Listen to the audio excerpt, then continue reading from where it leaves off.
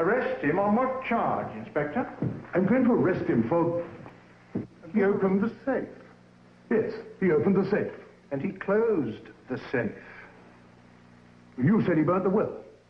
Because it's burned, you can't prove it was the will. Well, if you had spoken sooner, I could stop him from burning it. If you stopped him before he burned it, you couldn't arrest him for burning it.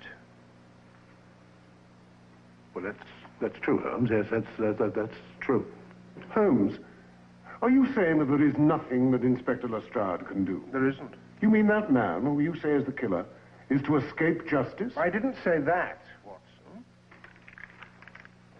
Well, what was that charade that we saw Clifford doing? His purpose was to destroy the will, so that the case against his sister would be totally circumstantial. But we have convicted on circumstantial evidence before.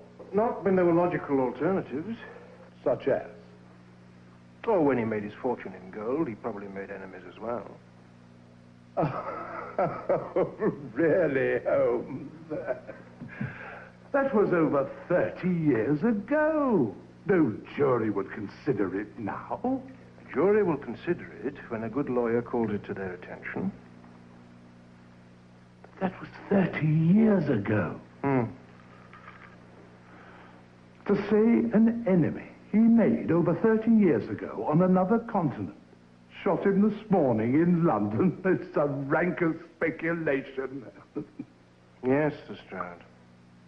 And when you come to a conclusion based on speculation, it's called circumstantial evidence. The same kind of evidence that you now have against Miss Markham.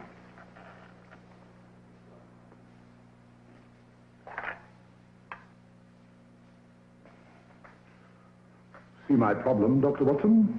Problem? Well, he does it to me all the time. He makes these absolutely ridiculous statements, these ludicrous assumptions. Well, it is possible, Inspector. You see? Now he's got you believing it. No, I don't believe it. But a jury might have to consider it.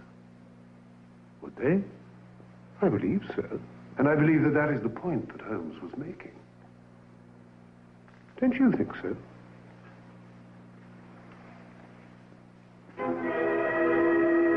Where did he go? I don't know. I'm innocent, Mr. Holmes. I know that, Miss Markham. I didn't kill my uncle. I know. But you want me to say that I killed him? Yes. Why? Well, I've heard that you've done extraordinary things, but what you're asking me to do is the only way to save your life. The only way, Miss Markham.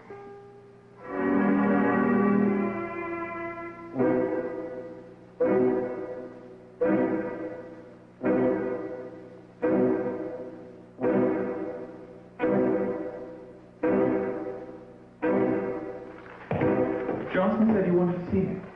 Yes, Peter. I called you all here because Well, what is it, Andrea?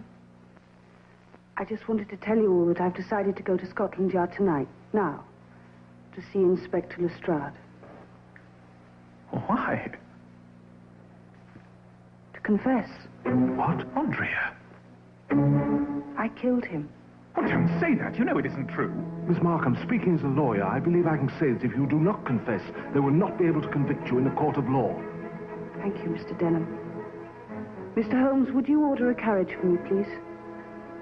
I'll do it. I'll speak to the butler. Andrea. I'll get my cape.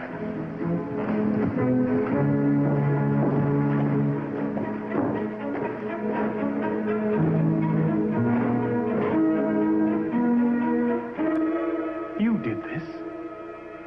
Yes. Well, why? Because you were going to kill her. First her uncle, so that she would inherit, and your sister, so that you would inherit. You're far worse than I am, Mr. Holmes. Oh, I agree with you.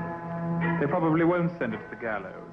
But Sherlock Holmes has solved another case by sending an innocent girl to prison for the rest of her life. And she believes you're trying to save her life.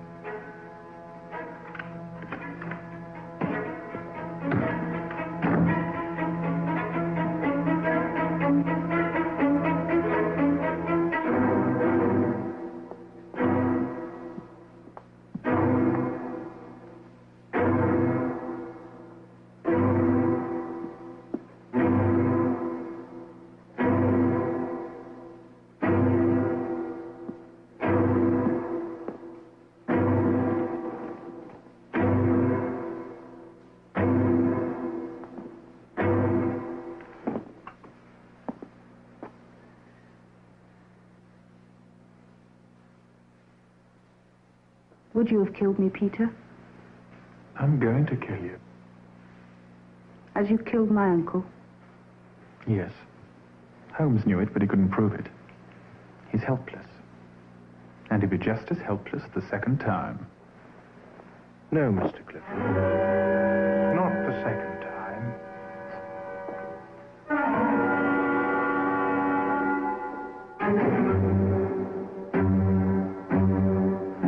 And I'm not quite as ruthless as you, Mr. Clifford. But almost.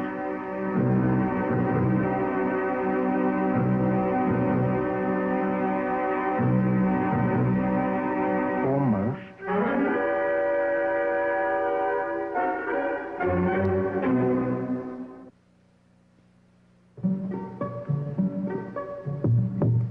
Holmes? You told Mrs. Hudson that you were at the police crime laboratory last week beating a corpse with a stick. Yes, I was. Why? I wanted to see if I could inflict a bruise on a dead body. And could you? No.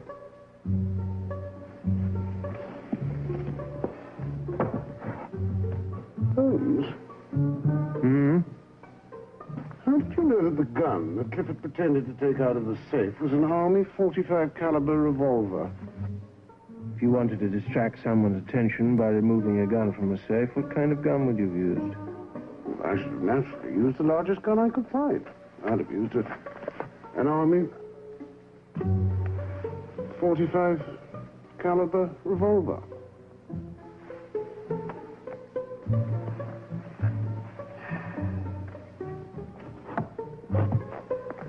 Holmes?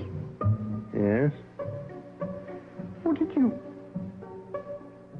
Yes?